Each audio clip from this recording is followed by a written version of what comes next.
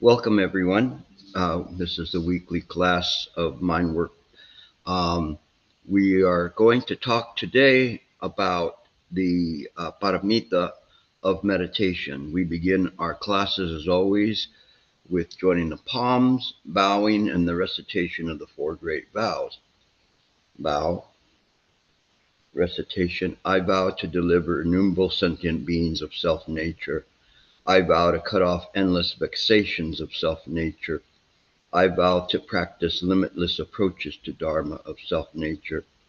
I vow to attain supreme Buddhahood of self-nature. Welcome to you all.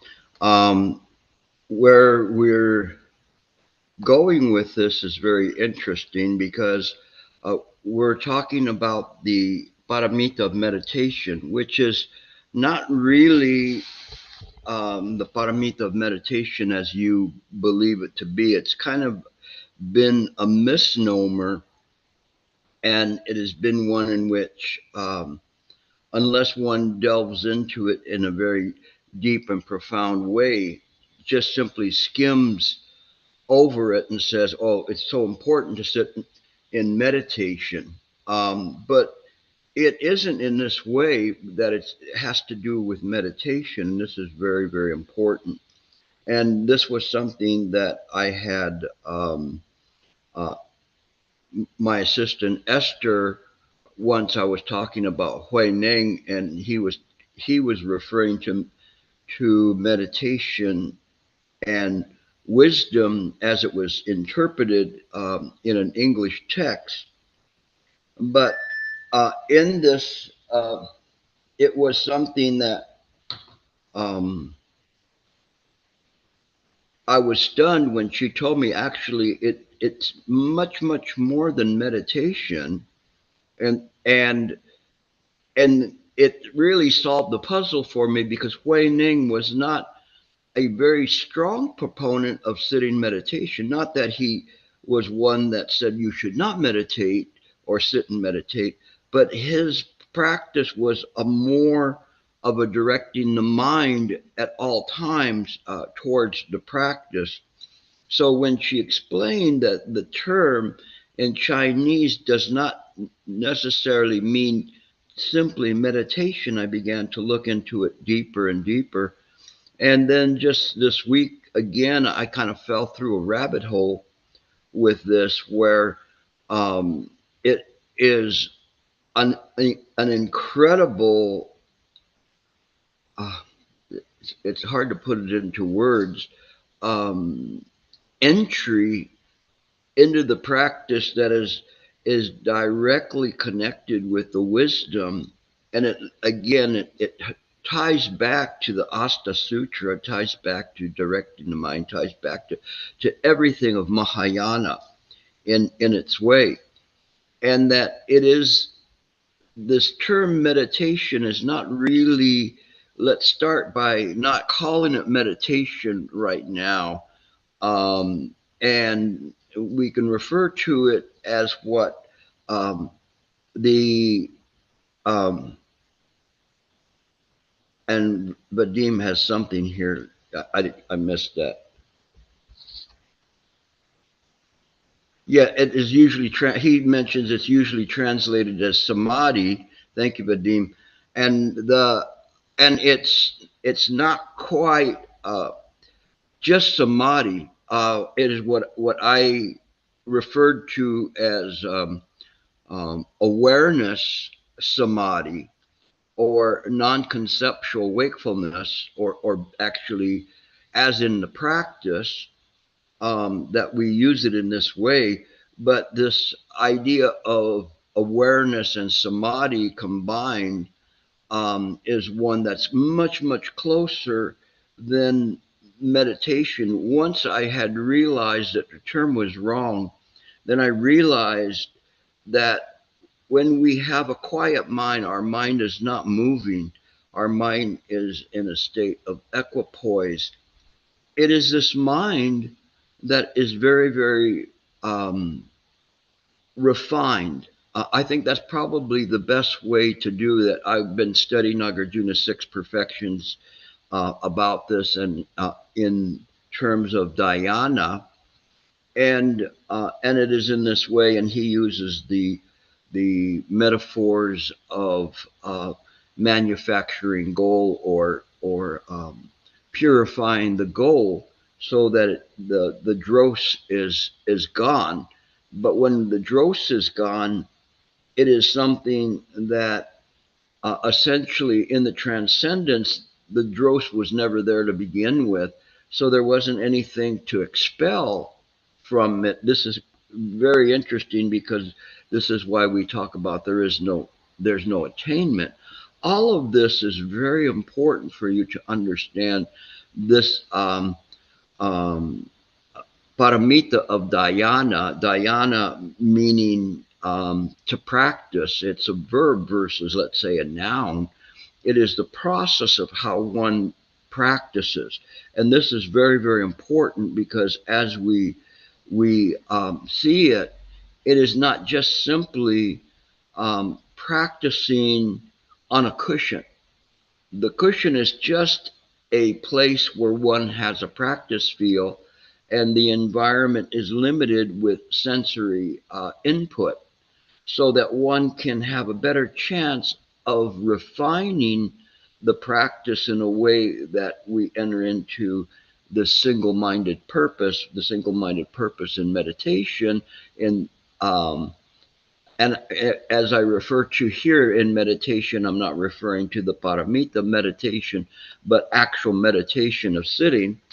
And when we sit, there's a refinement there of, and we'll go into this a little bit, get a little bit of taste of Nagarjuna. And by the way, Nagarjuna on this part is very profound, very deep, and it helps to have a mastery of the Madhyamaka as well as the Abhidharma, which he also leans heavily on in terms of discussing these um, associative factors that come into play in mind when one is talking about the practice, and what is observed by mind in the practice, what is there to be refined, and the ultimate refinements. And you'll see the ultimate refinements are very refined, very profound,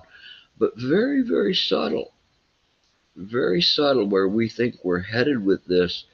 No, and we still have in our mind the idea of attainment, where there isn't this attainment. It is just simply that it's like a lotus flower, and as one goes through the four dhyanas, then it begins to open a little bit more and more and more and more, until in the end it is completely open. But then the mind at that point realizes that it was always open. There was never any dross there from the very, very beginning. And so when we reach this kind of a realization, there's two types of realizations that are reached. Um, from the three levels, the Sravaka level, we listen to this, we see the Four Noble Truths, and then we see that from the Mahayana, that there is no noble truths. They're empty, not that there's not, but that they're empty. And in the beginning, we begin to think that there's no noble truths. But when we realize the Heart Sutra is not really saying that, they're saying that they're empty. They're empty because there is not this dross, there is not this sentient being to be delivered. And this is very important, because there's a part in the Asta where it says, if someone was to say that they are in the practice to deliver sentient beings, then they're not my student. And you go, what? How could you not be the student in this way? And when we see it in this way, it's difficult for us to try to understand that, because we're saying, aren't we supposed to be delivering sentient beings? But this is why in the four great vows that I pronounce, I use the term self-nature, which is one part of the liturgy that adds self-nature there, which adds it to me impeccably to complete it so that one is not deluded into thinking in this way we're going to deliver innumerable sentient beings, but those sentient beings are of self-nature. We cannot say, well, if they are just a dream, then why even bother to deliver them? And this is very, very important. And I would refer you to, there is a sutra out of the 84,000 translation group, Tibetan group, of the sutra of the the child radiance, and in this sutra, it is one in which this young boy of about at that point in time 2 years old is having this eloquent discussion or debate with Shakyamuni Buddha to discuss, is there anybody that is being delivered or not, and is this something that he's just fooling the people, and why do we do this? And it's very interesting. Thank you. Teaching of the child, uh, in, by the child inconceivable radiance. Thank you, Santa. There is one part where it's very difficult to follow in this dialogue between the two of them, where the Buddha is trying to explain to him why one would do that. And it's not easy. It is one that a Shravaka, a sound hearer, would not get it at all. Someone in metaphysical from Mahayana, they might be able to touch, but you have to really reach with your heart to try to understand. But there is, in the last lines of that sutra, a turning around of this child inconceivable radiance, and it's one that is very it is very amazing, but it takes time to understand it. But this is really at the very issue of dhyana, and this idea when we talk about dhyana and its relationship with wisdom, as Hui Ning was talking about, he's pointing directly at Nagarjuna and the Paramitas and this interaction between wisdom and practice.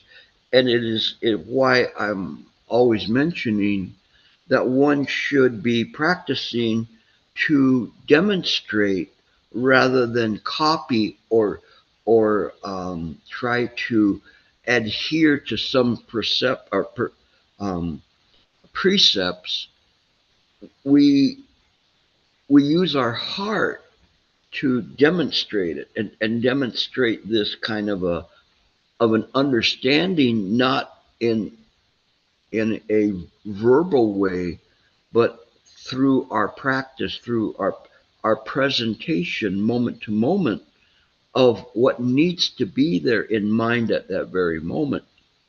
And the more that we begin to process through these dhyanas, then we end up finding we get to the final dhyana, which is one um, that puts us in the state of equipoise or equanimity. And in the third dhyana, we, let's say in the first one, there's joy, and then we realize, we have to kind of abandon that joy. But then in the third dhyana, there's a balance between understanding this suffering and this joy, but holding on to those, we still cannot penetrate through. We are still a citizen of samsara. We cannot break through, because if there is uh, joy, then there for sure will be suffering in this way. It's different kind of a joy, a conditional joy, but it can be taken away in the snap of the fingers. And so it is something that we have to move away from those kinds of what are still mental states, whereas in the state of equipoise, it's not necessarily a mental state or a state whatsoever. it is just simply the operation of mind in samsara. This is very interesting. In samsara, it is how the mind works. But how the mind works here, this very, very mind is nevertheless the Buddha mind when applied to samsara and samsaric environments. It operates in this state of equanimity. Outside of samsara,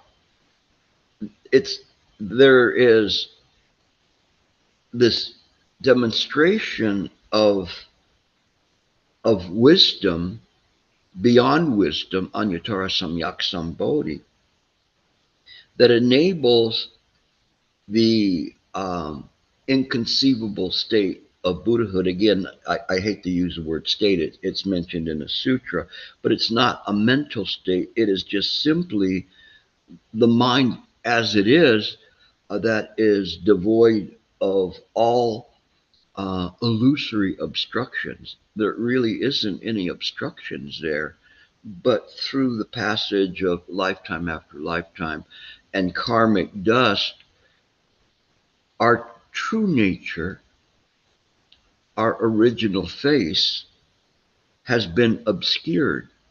We don't understand that.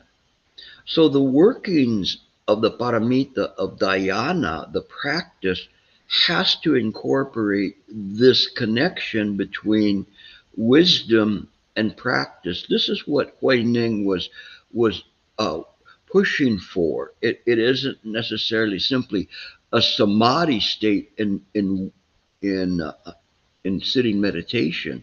This would be a terrible injustice, and unfortunately, that's been perpetuated in quite many circles because of the ignorance of not truly understanding what the practice of Huineng was. And and I always felt that was odd when I read that, and he was mentioning meditation in that way. And then once I was told that that wasn't a correct interpretation in English, then I realized there was much more to it. Going to Nagarjuna's Six Perfections, which I strongly recommend, especially those of you that really are on the cusp of moving forward with your practice, um, and dare to eat that peach. Try to go there. It's not easy. You're going to get bounced off. It's kind of like you're there and it's spinning around, and you try to enter and it bounces you off. It's going to be that way until you start realizing that you have to go in at the right angle, the right understanding, the true and proper understanding, as Master Ling Chi said it, and Master Han Shan said also, Master Shu Yuan of modern days. All of them saying that we need this true and proper understanding to go in. When we have this kind of an understanding, then we can engage without being repelled by the immensity of the um, training that's there. I mean, it when you get into the 50th list of different factors and characteristics and whatever, and you go, what am I going to do? How could I possibly memorize all these? Well, you can't. You know what's completely awesome is to have somebody that prepared lists like that, because they truly knew their stuff.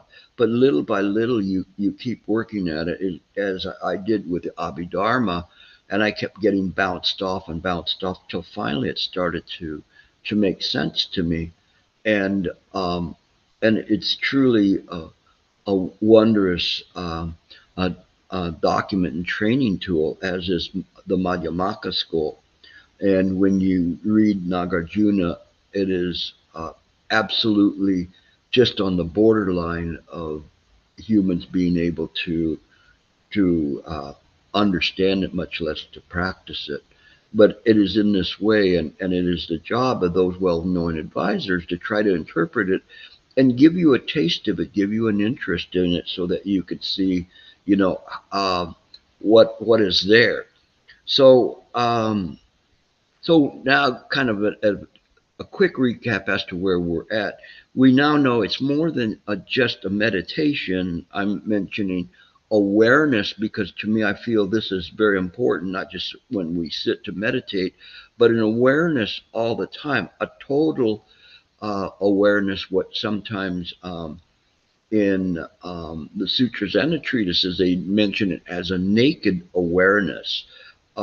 This naked awareness is one in which is devoid of any kind of discriminations or differentiations.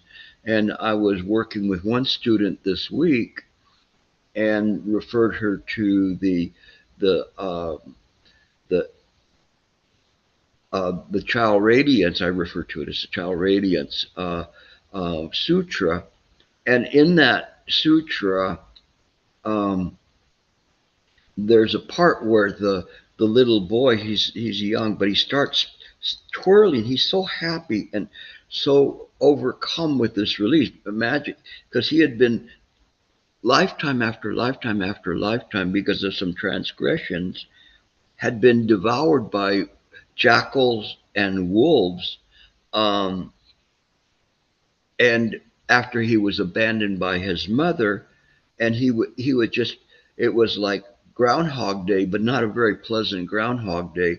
He just kept replaying it and replaying until it was, his karma was almost exhausted, and in that moment he realized what the practice was about. He realized how it all works. So because of this joy, he began to climb in the sky and kind of like a helicopter around the crowd that had gathered behind him, up to I think maybe two treetops in height above the crowd. And um, and so when he came down, the king, I think it was Bimbisara, I may be wrong, that met him and was trying to give him a bolt of cloth to put on him, because he was now, as he came down, he was a lot older than when he went up, and he was naked. And so then it was very good, because this was the same as the Vilamakruti Sutra, in which the Vilamakruti was telling Sariputra about what is sitting in repose, which we call meditation. And it was the same thing where Child Radiance, he was telling them that a bodhisattva doesn't dress in fine vestments. They dress themselves in patience. They dress themselves in compassion. They dress themselves, and went through all of the attributes, the positive attributes of a bodhisattva, to show this is what a bodhisattva dresses in. And this is our encouragement to dress in the same way. Now, don't go and get arrested by taking off your clothes and playing like a bodhisattva, a naked bodhisattva.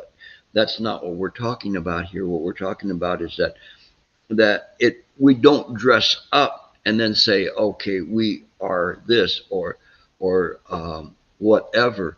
It is that from our heart, what we demonstrate is the vestiges, the vestments of a bodhisattva.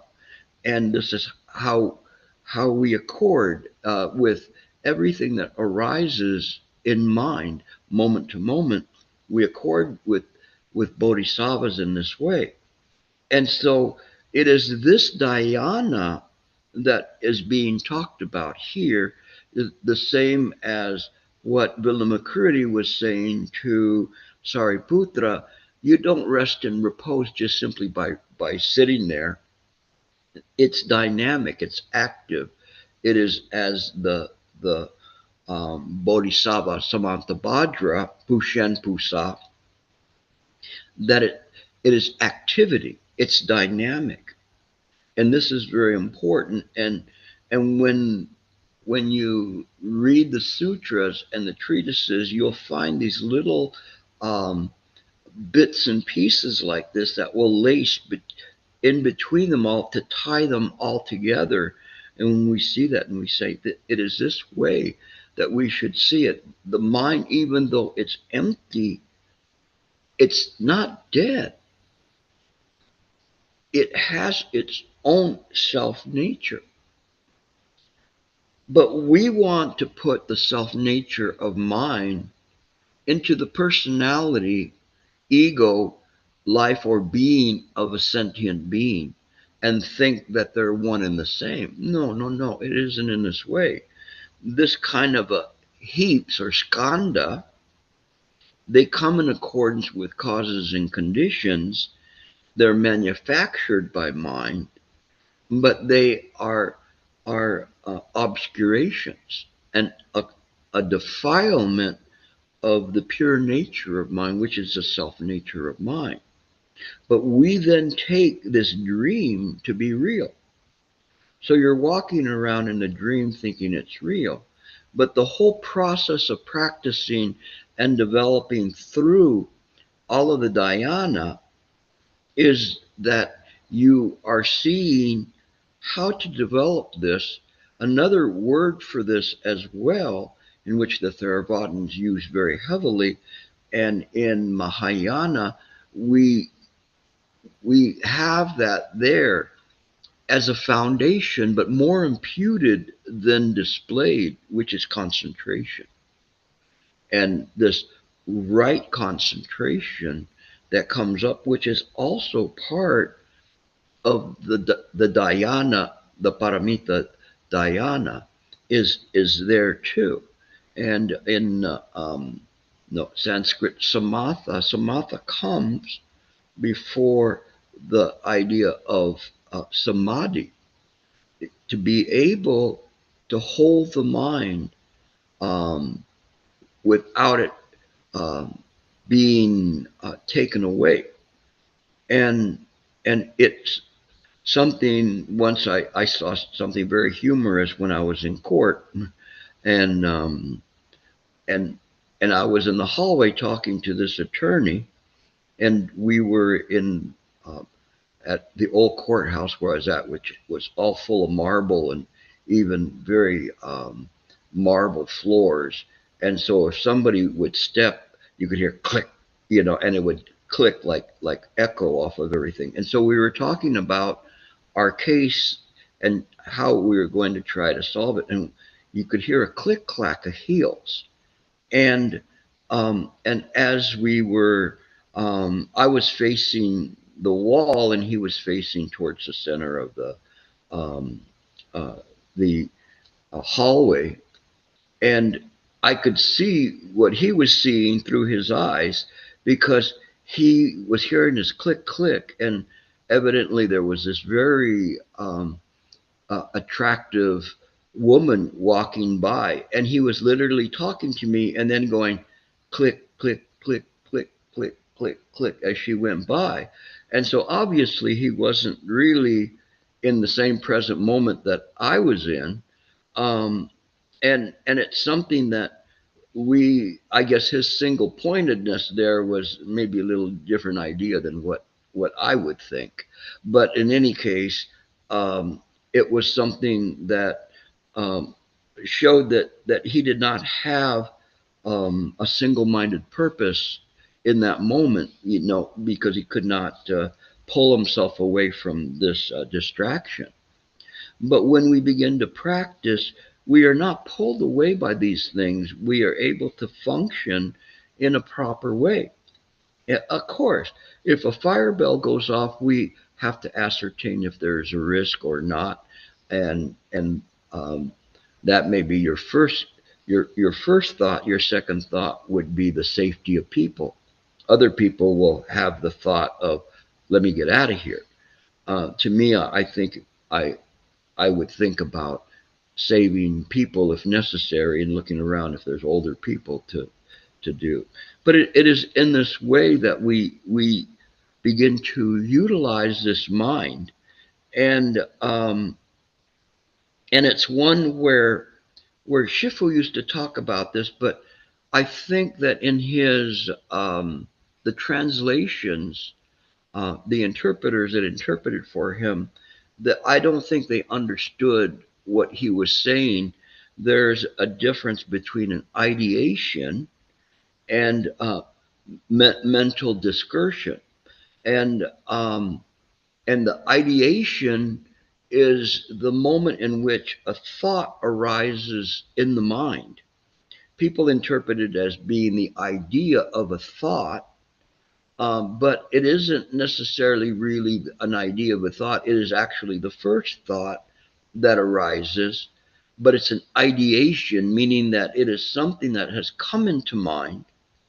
Um, let's say you were in a crowd and you hear a loud pop. Now, this day and age, that could mean a lot of different things. And so if you heard a pop, the idea or the ideation is that there was a loud sound, and then the mind may search for what the cause is, but there may be another part that's coming in and scaring you and saying this is a gunshot, duck, or whatever, or this is this, and startle you. And it is this continuation of thought that's there. Some of it is necessary, but then some of it then is a perpetuation of what the ancient masters said, that we have to sever this mind that desires continuation. We don't need to talk about it anymore. We don't need to think about it anymore. Once we realize maybe it was just a child's balloon that popped, then we don't need to pay. But we're still there. Oh my God, I'm so worried. That scared me so much. And then you're hyperventilating because a child's balloon blew up. But I'm using this as an example to show this difference between this idea and this mental discursion. But through the process of the four dhyana, one begins to see those on different levels and experience them at different levels up to the point of the fourth dhyana, in which it's a state of equipoise. So it can hear it, understand it, and it's not bothered by that. As evidence once or more than once, I've heard a waiter or waitress drop a whole plate of glasses. I don't know if you've ever been in a restaurant when that's happened, especially on a tile floor. That's pretty loud. And I remembered that I've had that happen where it happened behind me, but I didn't even turn around because it was far enough away. But there was no, I knew what it was, so my mind just immediately cut it off at that point because it had nothing to do with me at that point. If it was next to me, I would go and pick up the broken glass or whatever and help the waitress or waiter, but I was too far away. But in any case, this is, you know, this idea of cutting off these thoughts that are not necessary. And as we begin to go through these dhyana, the first one may be because it takes away our joy. We don't like that. So, of course, we're going to suffer. And as we get further in and into the second and third um, um, dhyanas, we deal with it on a different level. But even in the third dhyana, there is suffering there because it destroys our tranquility, our joy in that moment. And we don't like that. But in the state of equipoise, um, in our practice, we don't have that same experience. It is what it is. I wish I could stay in a fourth dhyana all the time, but I'm still a practitioner as well, and I still try to do my best and go like this. But in any given time, you can be in the first dhyana or you could be in the fourth dhyana, um, if you let yourself slide and begin to suffer. And and so it isn't necessarily that you're here and then you can never go down. But even if you're here, you can go all the way up in a snap of a finger. And you're there as long as you remain in in uh, in this quieted state that's there. Um, we don't act that way. We use our wisdom to reflect um, how this is, and reflect that how it should be, um, uh, how we should interact at any given time. Um, uh, as we begin to use this non-conceptual wakefulness, and again, this is not necessarily the last step, but it is the step that we stay awake, and we don't allow this discursive thinking to come in, this unnecessary thinking or discriminations or differentiations. Those are the things that are the bane to liberation, the bane to the quietness of the mind. It robs us every single time. But if we can stay in this state of non conceptual wakefulness, it means to be awake all the time, be clear about what we are engaging in, whether it's body, speech, or mind. We should be clear of what's in our mind.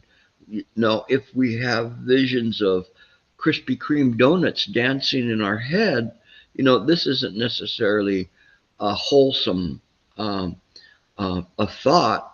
We might say, well, I'm only looking at the holes, not the whole donut. But nevertheless, it's still there.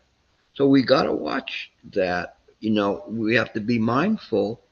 We don't push it out as if it's some profane thing. We gently bring the mind back to the state of non-conceptual wakefulness and say, I don't need that. And I think that that's kind of a very important one. And many, many years ago, I'm talking about many years ago, I would say almost 30 years ago, I used to uh, teach about "Are you sure?" and this is something that's very, very important, that we can ask ourselves about what we're seeing. Are you sure about that? You know, you may see a very a beautiful car go by, and you go, I want that car, and you can feel the some desire arising there, because those things are coming in, associated factors and stuff that's been there from in the past that's still arising. As we begin to understand how mind works, which is the Abhidharma, then we understand these things are going to appear. They don't appear as a form, they appear as a grasping of mind, and it has an interest in that. And sometimes it doesn't even have a subject yet. It's just looking for something to grasp onto. So if it hears a car go by, and you go, oh, you know, oh, that car's so beautiful, I want. And then you create a desire for the car. Sooner or later, you may get the car, um, or you may buy a model of it. But in any case, it's something that the mind begins to move. Uh, when we don't have the mind move in this way, it's dynamic. It doesn't mean that in the stillness there's nothing that's happening. What's happening is actually the actualization of this wisdom, this interconnectedness of wisdom and the practice of dhyana. And so it changes the whole scenery that we see. When I say it changes it, it isn't that a tree is no longer a tree. We still see it, we still understand a tree is just as it is a tree. And but we see it from whatever locale we're in, whatever we see it just as the way it is. But we don't let our mind be so moved by it, except for perhaps that we need to protect that tree, or we need to collectively protect trees, things of this nature. These can arise in mind. They aren't necessarily destructive thoughts. Um, okay, and then as we begin to see this in terms of non-conceptual wakefulness, which leads to this Anuttara Samyak Sambodhi, this unexceeded supreme wisdom, we see that this is all connected, and really it is so laced into the Astasasrika Prajna Paramita Sutra. It truly, the Asta, as I see it, as it connects into everything, is truly the mother of the sutras.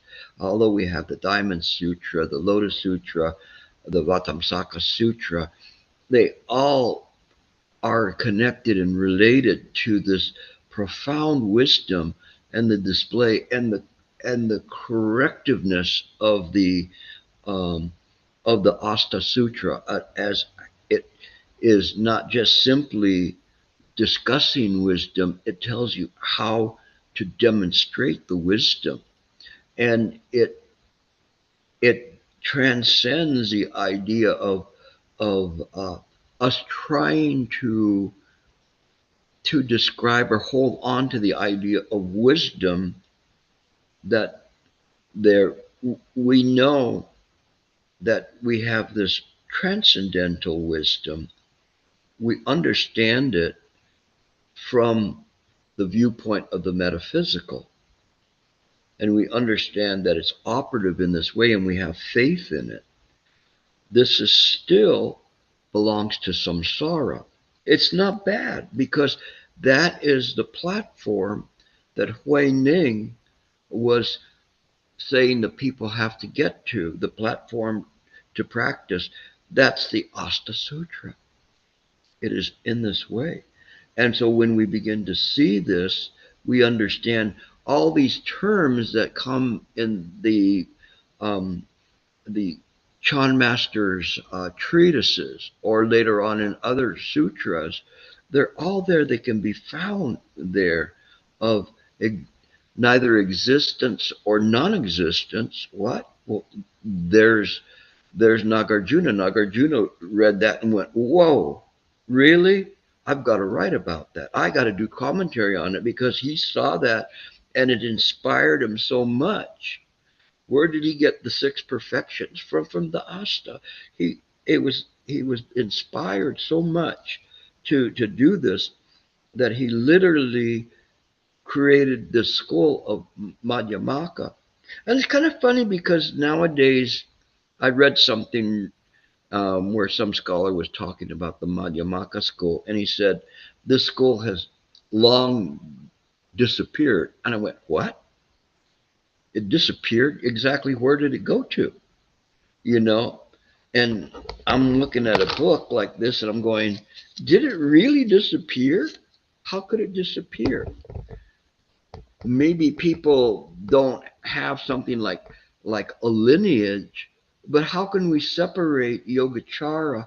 How could we separate any of the sutras from the middle way? Anything that's there, how could we separate Chan? We don't measure things in this way. The way we measure it is, can it work? Does it help us? Is it relevant in this day and age? That can we use it? Heck yeah, we can use it. It is so important for us to study. Even if we're only studying now at a certain level, we nevertheless are practicing the middle way. Everything we do, we we practice the middle way. Even there was a movie, I forgot, maybe 70s or 80s. It was a movie about a pugilist, Rocky. Anybody remember Rocky?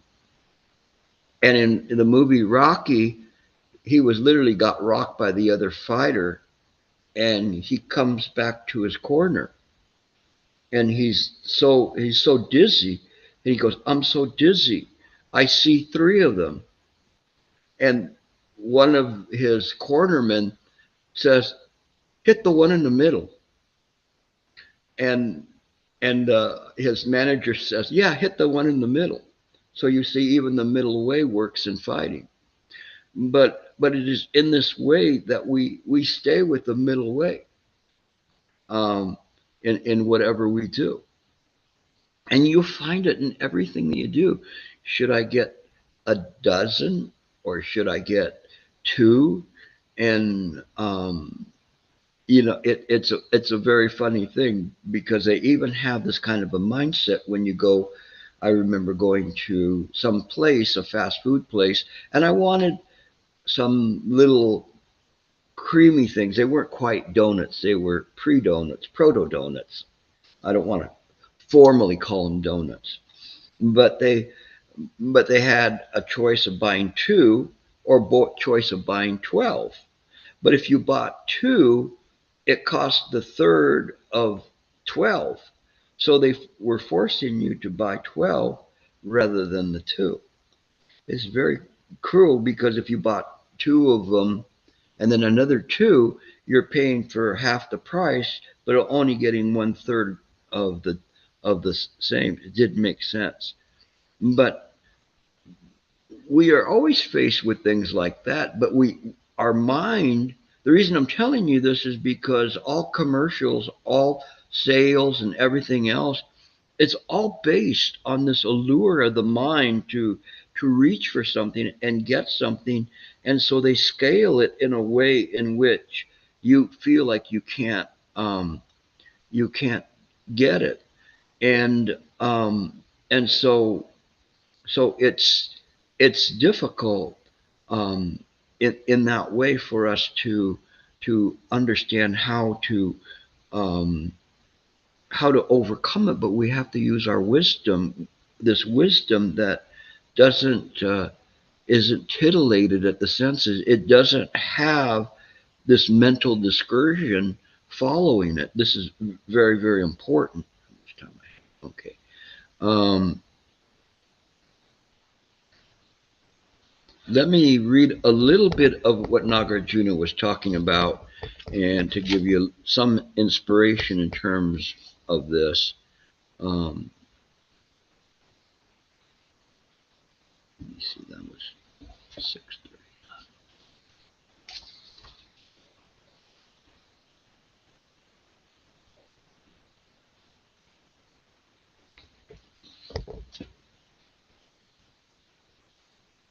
So in this question, it says, "Why is dhyana this paramita's designation?" This is very important, because remember, in English, they call it meditation. But here they're saying, why is it called dhyana? And which would be why, like if me saying, why is it called meditation? That doesn't make sense. But when you say dhyana, to me, that makes more sense. This is this practice, this all time practice. And um, so it says, the question is, the absorptions and samadhis, such as the eight liberations, etc., they go through all sorts of other absorptions, such as these, are not referred to here as a paramita. Why is one only speak of dhyana? So he's saying there's all these practices where we absorb, or we do these and do that, concentration practices, but they call it dhyana. They don't call these other absorptions a paramita. And so why do they call it this? And this is very, very important in terms of how we see this, because this term dhyana is all inclusive. It's not it's not one that limits these and says the concentration is not part of it. It is that all of these things come into the practice. All of them are worth something in the practice. So we use them all, and we collectively refer to them as Dhyana, because dhyana means practice. So it says the meritorious qualities of all these absorptions in every case involve a cultivation of contemplative thought.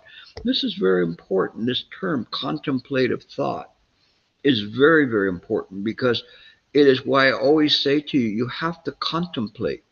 And when we are sitting in sitting meditation, we're contemplating. You have to contemplate the method.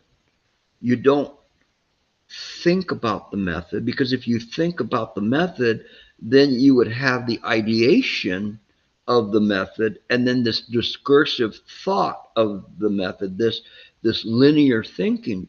But we don't do that. We just hold the first thought. We hold the first thought, and that is contemplation. It doesn't need a second thought. Contemplation is not cogitation. It's not a successive thinking. It is using the esoteric, the mind, the access to the esoteric aspect of the mind, which speaks greater volumes than any one thought could speak.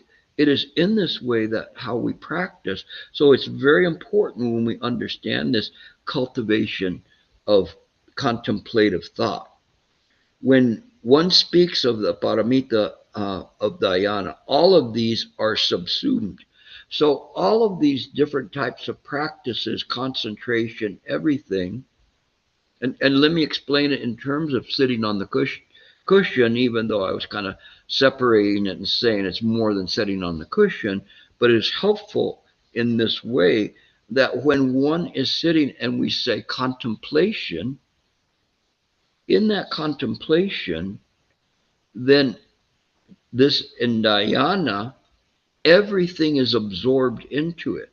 Awareness is absorbed into it. The no thought is absorbed into it. All of these things are in this way. In this contemplation, everything is absorbed. It doesn't separate them out. It sees these elements just as the elements that I say that should be there when one meditates. Those are all, we list them and say these should be there. But when we sit in repose on the cushion, we're resting in the present moment, all of those are absorbed. If we don't absorb them, how can we practice right? Because isn't that what we're doing? Is absorbing all of this, because that's what mind is. Mind will absorb all of it. There's no place the mind is not.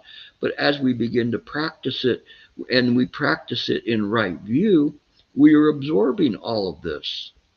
So you're sitting and meditating, you rest, you let the mind rest, all of this is absorbed. I'm not sure if I can make that clear to you. If I can, I will try. But it is just simply that when one sits, one sits. There's nothing else that needs to be there. We aren't there looking, well, I've got another 30 minutes, this is working pretty good. Perhaps I might get a realization today. No, it's not that way. One just simply sits. So that's why they say that all of these are subsumed, they're absorbed in. Moreover, dhyana is the greatest among them, and so is like the king. So the dhyana is, why is it this way? Why is dhyana this practice? Because it's right view practice. It's the demonstration of mind. Why is it in this way? Because one could have concentration. You could have the concentration of an assassin, where somebody is on a rooftop with their rifle and they have this concentration that they can shoot a person from a mile away. And but that is missing something. It's missing that. It's not the right concentration. What is it missing? Anybody want to type out or say, what is it missing? just using concentration. It is what we started with, wisdom, this wisdom. It is why dhyana and wisdom fit together. They are the platform upon which the other paramitas rely upon. It's very important. Of course, it returns to wisdom, but the wisdom, the outlet for the wisdom is the practice. Isn't it not that way? It is how wisdom is demonstrated by this practice.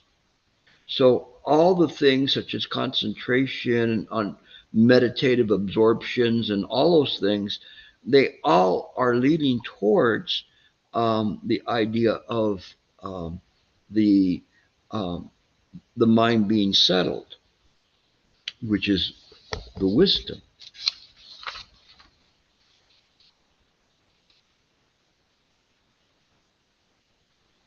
So it says, when one speaks of any other absorptions, then one does not hereby subsume the rest. Why is this? Within the four dhyanas, wisdom and meditative absorption are equal, so they are blissful. Um, at the stage of preliminary ground, um, axis of concentration, wisdom is greater, and meditative absorption is lesser. So that in the practices in the beginning, when one's developing the concentration, it's not the same. You can't put concentration and wisdom together and get illumination. So this idea of silent illumination, it has to have samadhi and to produce the vipassana. The two have to be there together in order for it to work right. If we're just using concentration, it's not enough. It's good enough for an assassin, but it's not good enough to have this complete absorption.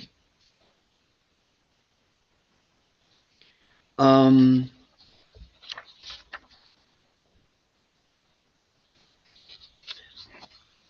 I think I'm going to stop there and come back next week. There's just way too much material here, and I really want you to listen to some of the stuff that's here because it's very good. There was one thing I wanted to mention before we finish, um, and I don't know. I can't see. Is Esther here or Wei Shan?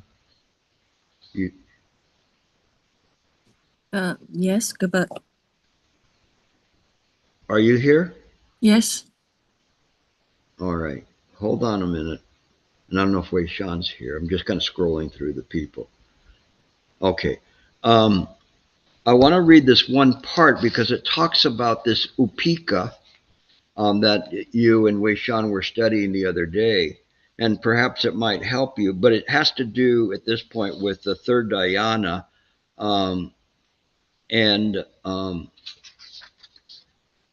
hold on, let me see here. See if I can find where it talks about that. Oh, I think I lost. Oh, here it is. Okay. This was coming off of the fourth dhyana, excuse me. So here in the fourth dhyana, they were talking about the idea of um, the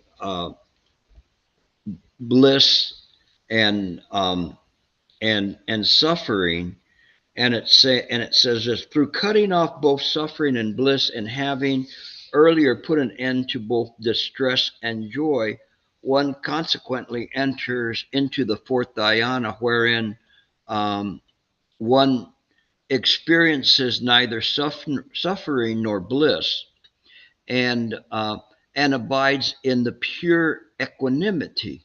And this is in this part where it says abide in the pure equanimity. It hold on a second, I got something popped up because I and it refers to it as uh, upiksa um, parisudi. Um, I don't know how would you pronounce that, Santa? The last one is Paris. Parishuddhi. Parishuddhi. It means, Parisudi. yeah, pure. It Pure. means like It, absolutely pure. Like, yeah, it is this complete uh, purification, and it's very it it also means complete rightfulness in terms of that it is right. This is right view. Literally it means that this state is right view, this complete rightfulness or purification means that. And so it says, and in pure mindfulness smrti uh, parisudi.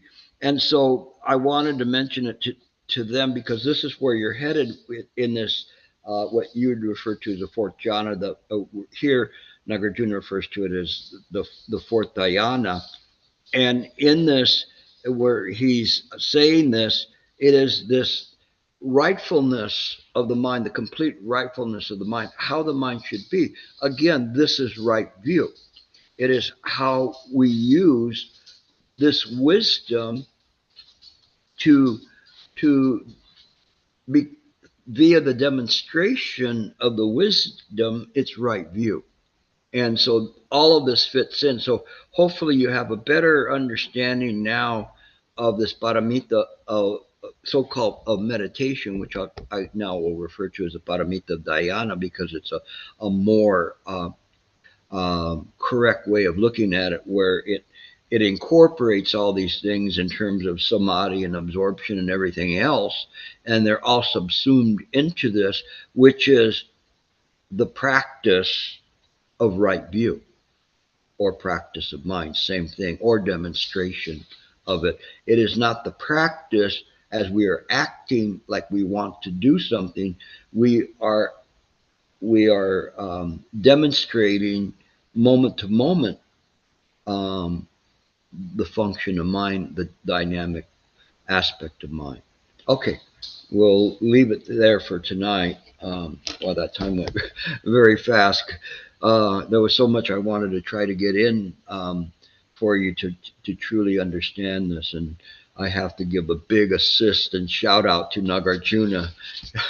It's just I wish I could present to you everything that I've studied, but you some of you it might be like a frog in a well.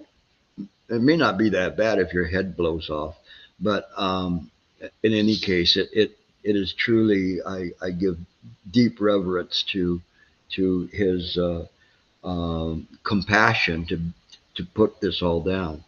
Okay, so thank you. We'll take questions. Oh, or all right, go ahead, Tori.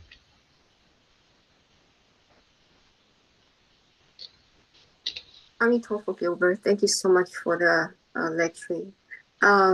Is first dhyana equivalent to unified mind? Thank you. What was the first one you said? Is first dhyana the First. equivalent to unified mind? Thank you. It can be. It's close to it. It's something that we can stop there because we get it. There's a joy there. We feel good about it, and then we think it's all there. But it's just the first step. I would say that we should treat them the same. It's just a place that traveling along the tracks. It's somewhere that we pass by, but we don't have to stop there. We just keep practicing. And again, going through the dhyanas, there isn't anything that says you don't, you don't, uh, uh, or you don't have to go through each one of them. There can be an instant jump to the fourth, but on the other hand, there can be also an interesting a falling from the fourth back down to the first one if the the wheels come off the train, and we begin to indulge in our senses and our self pity and self concern, things like that. That's never happened to any of you, right? I mean, so even Rosalind's cat nodded his head. So in any case, yeah, I mean, we can fall. But that's the thing. That's why they call us practitioners. It's not like we have to to be the first one to finish. We just have to finish. So this is the paramita of patience. So yeah, I would say there's a good equivalent, or reference point of either one of them because they're such a joyful state, and we can get into that, and then we don't push further. But if we do push further and we understand it, and we have a good knowing advisor, this is very, very important. It really is important to have good knowing advisors. When you have somebody that you can ask questions to, and which is why I'm not so miserly or with my time or unapproachable, because I truly want to bring you all along and keep adjusting your right view to do this. So when you have someone, you should rejoice because it's something that I've helped a lot of you along the way, and you've seen it in the Mindwork Forum where somebody says something, and then I just say, will somebody confess their sin? They can't see it, but then when they see that, then all of a sudden they can see it, and they won't make that mistake again. And that's wonderful. Anything else? No, yeah, thank you. Okay, great. Okay, Vadim. Hi, Gilbert. Thank you very much for today's lecture. One thing I don't quite understand is what is the difference between dhyana and samadhi? If you could please elaborate on that. I would put it in this way: is that they were talking about all of these different things that go into it. The samadhi is part of it, and the dhyana is let's say the the working title of all of it. It includes everything in there, including the samadhi. The samadhi is the mind that is able to stay on task, able to maintain concentration, and and maintain a stillness that's there. And so this practice is one that if you just simply use samadhi, the samadhi itself cannot bring one to a realization. That is why they relate it to samadhi and vipassana, because the vipassana is the wisdom side, but the samadhi is the correct application of the mind to rest the mind. So the samadhi is actually this resting of the mind that enables the mind to have um, no obstructions. Those no obstructions enable the mind's own wisdom of Anuttara Samyak Sambodhi. This Anuttara Samyak Sambodhi is not samsaric wisdom. Samsaric wisdom is an acquired wisdom that we read about from the sutras or whatever, but the wisdom that comes from a transcendence. It can only transcend if the samadhi is there that enables the mind to be still. When the mind is still, then the interaction with the mind's own wisdom, Anyantara Samyak Sambodhi, which is, we cannot even call it a wisdom at that point. It is just the self nature of mind. Then the self nature of mind is self evident. So that's the difference. The samadhi is being able to have a sufficient amount of stillness, but the power potentiality to drive the information of the wisdom coming in. This wisdom again is transcendent wisdom. So it's different. We can use it in this way and apply samsaric wisdom to it, and it can work, but it can't be transcendent. But when we sit and we're very quiet and the mind is very, very still, then it enables, because of the conditions that are present at that point, for the mind to naturally radiate in its own essence. And that radiance is, I can't say is observed, because it's not observed. It is. It is just simply the, the natural radiance of the mind is reflecting. It's probably the only way I could say that. It isn't you radiating.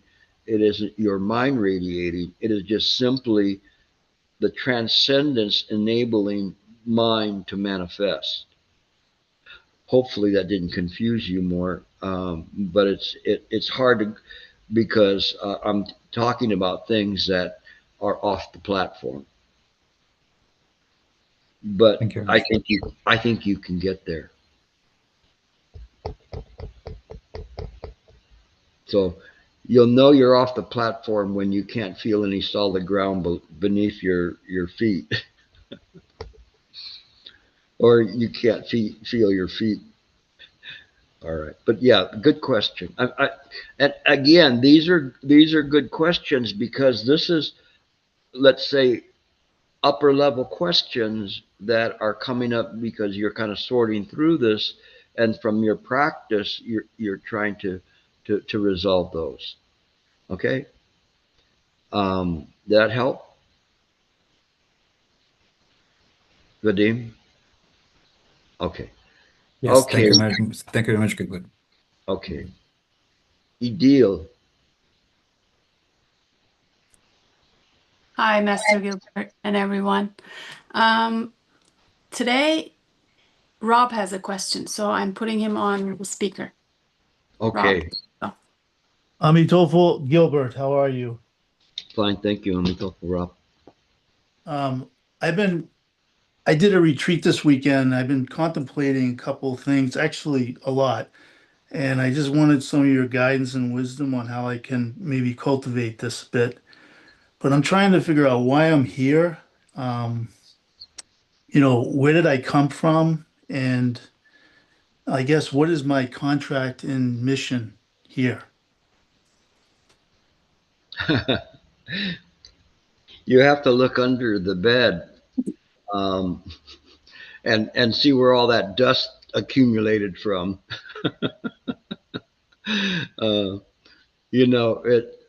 Why you are here, you have to define exactly where are you, right? But I think that's what your question is where are you? And Who am I? Who am I? who are you? I could only tell you to ask the lamppost that question, and it'll give you a better answer than I can about that.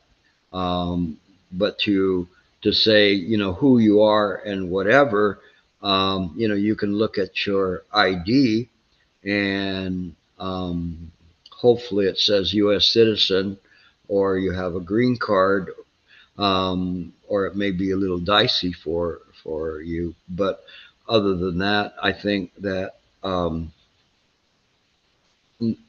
that the Diamond Sutra talks about that there's no personality, ego, life, or being. So we see that all of these things are illusions and phantasms, a dream, that this whole world is a dream of mind. And so as you begin to start with that, then you try to prove the existence. Don't try to disprove that it's a dream. Try to prove that you exist. And so the first thing you want to do is make sure that you set the parameters of your proving, that you can come back in 100 years and make the argument. And if you can't come back in 100 years and make the argument, then you're going to have to kind of work around that hole in your argument as to why you can't come back. And so to prove that you actually, as an ego, exist, it's that way. Or you can use a contrivance that, that, well, this is a temporary spot, but you're going somewhere and you're going to be sitting by God, wherever that is. And you have to prove exactly where is God sitting. Buddhism isn't touchy feely like that. It makes you kind of contemplate about these things, and it doesn't come from the viewpoint of this that there is a solid you there, and that's what's really, really important as we begin to see it in this way. But it doesn't mean that there isn't something there. We take solace in Manjusri and the dwelling place of Manjusri, which is that he has no dwelling place. He doesn't abide, so he abides in non-abiding. And we go, well, what does that mean? That doesn't even have any, I have no clue what non-abiding means, but it is the perfection of the practice to understand. And again, this goes right to the Asta Sutra. This non-abiding is this not holding on to any form or sensation, perception, volition, or consciousness, and trying to self-prove yourself. In that way, I think, therefore I am. In 100 years, can you make that argument? Perhaps not. So it is in this way. The questions that you have that are coming up, they're questions of a seeker. They're good questions, good, very, very good questions. And it's the process of studying and looking into these. The reasons that I practice Buddha Dharma is not because I was born into a family of Buddhists, but because I had already gone through being a Catholic or a Christian, and I couldn't support that theology. In the Buddhism, I kept holding it up to see if there was something that didn't feel right. But everything that I did, it felt right because it was honest in terms of how it looked at things. And it didn't give me a thing and say, don't worry, Gilbert, you'll be okay. We'll, it's prosperity around the corner for you. No, if you want to fudge it, you can say the Pure Land is a place that people can go, but even the Pure Land is not truly an existence. It is just a way station where somebody can practice kind of a more glorified purgatory, like a positive purgatory of Catholics. But in any case, it is this way that you practice. All I can say is, to me, it made sense. If there's something that comes along that makes more sense than that, I'll switch over. But as of yet, in my time here on Earth, I haven't run into it, but I have been diligently studying world religions to see if there's something there that makes more sense. But I haven't run into it. So keep asking those questions. They're important to ask the questions like that. And it will be something that will be quite beneficial. You still have a few years to work through this. So just keep bringing that question up and trying to find the places where you can find answers to that. So a good question.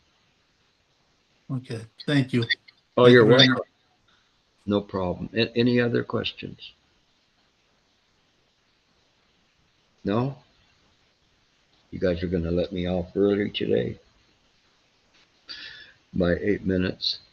Okay. Next week I will still be here, and so I'm going to continue on with this because there's so much more to mine in this gold mine of Nagarjuna, and I'm trying to put it into words that you can understand. If you try to read the text of Nagarjuna, it's it's pretty deep. It is very, very deep, but it's wonderful. You just have to kind of get used to reading that kind of language, and little by little, it will come to you that you will be able to understand it. That's the wonderful thing about Buddha Dharma, is the more that you practice it, the more it opens up to you. And I've shown that with many of you, that new students and old students as well, where all of a sudden you go, whoa, what did that mean? Like, are you kidding? Where did that come from? And it's just simply because your sincerity in the practice brings you to a different level of study. And you're now bordering between the metaphysical, the second level, and the esoteric. And that's the part that really, there is a joy there. There's a joy when one hears things like that. It's okay to have a joy. You just don't have too much joy, but it's a joy when one finds it. I rejoice now in being able to pass it on to other people. And whenever I find something that helps me explain, that I can pass it on, I do that. And I have to thank all of you, because by me um, wanting to bring you along, I too am brought along. And if you see my progression and my students' progression with all of this, when I look at somebody like Sentha, and I don't know if Sentha, have you ever figured that how far you've come? I know we don't put it at like levels, but when all of a sudden, I'm talking about something and you can understand it, or it's so profound. The only test of that is trying to teach other people what you know then, and you realize how far you've moved in that way. Then comes the test. How do you present to the people that aren't where you're at, to bring them at least to get a taste of this experience, and that's important. But I see people, they don't really have an idea of how far they've come. Mina's another person like that a while back I was going like, where in the heck did what you've been practicing? And their study group was diligently practicing, still do, and you could tell the difference. No, you can tell the difference in the people. Maybe they can't tell the difference, but you can.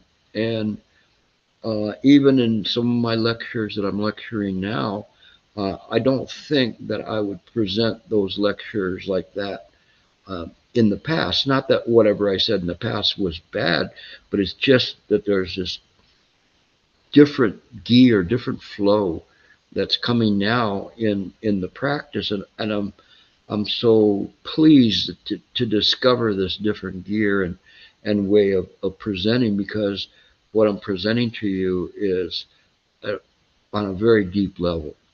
I'm not trying to say that for self-aggrandizement or for yours, but just to let you know, you guys are really doing well. Keep coming back, week after week. The more you come back, the more you practice, and I can see the same faces, and and sometimes some new people, and that's good. But the ones that come, it even 1 year of practice of this can really advance you. But now some of you have been with me for several years, and I'm so happy about that, because now I have people that I feel comfortable with that can present the Dharma to others. And don't be afraid to present the Dharma to others. You don't necessarily have to have a certificate unless you start calling yourself some title or whatever. But whatever you present to people, if they listen to you and if it's honest, then it's okay. No, and this is what Master Sheng said, that um, if somebody asked you what pork tasted like, but you never tasted pork, but you knew what it smelled like, at least you could tell them what pork smells like. And here, at least you can tell people what meditation is like, and what, as far as you've gone, where what you understand, and that's good. There's no there's no problem with that. No, it's, you just have to find the way to become adept at presenting this profound Dharma, because this is something that I found with a lot of students, is that when they begin to teach others this, the other people have no clue what they're saying. You know, I run into this all the time with some of my people that are in different study groups, and sometimes they can get hostile.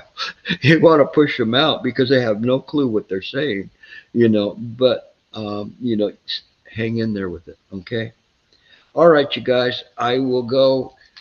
Thank you for listening, and please keep practicing. Don't ever let up. No, just keep practicing. It will pay off, and you will become someone that others will listen to.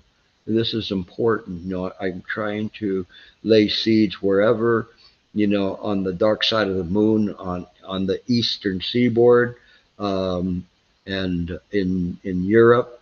You know who I'm talking about.